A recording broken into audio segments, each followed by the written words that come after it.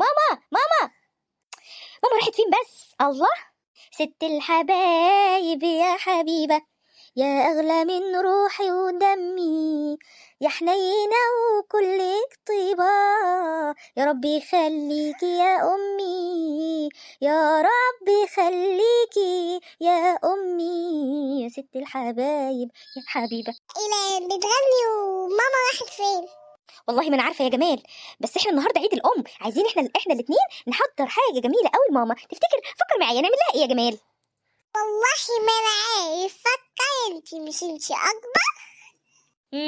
ايه رايك لو نروق لها المطبخ؟ وهي دي هدية يا فرحة؟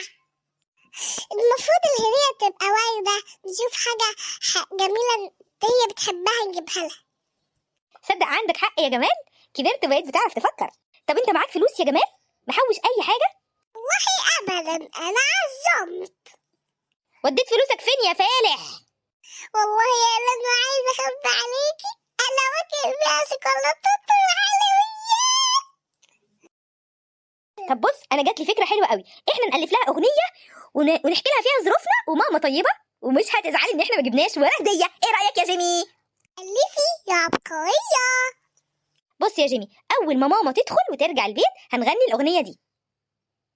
يلا يا كروانة العيلة، معيش اجيب هديه يا ماما، وان شاء الله عدم عينيا يا ماما، معيش أجيب هدية يا ماما، وان شاء الله عدم عينيا يا ماما، العين بصيرة والايد قصيرة، ما تقول اجيب منين، ما تراعي ظروفي زودي مصروفي، ده انت عينيا الاتنين يا ماما. خلاص يا جمال، ايه رايك في الاغنيه دي؟ بيتهيألي يا إيلان، بيتهيألي إن ماما هتبين مننا لما تسمعها. يا جمال دي هتزود مصروفنا عشان هتفتكر ان احنا هنشتري لها هديه.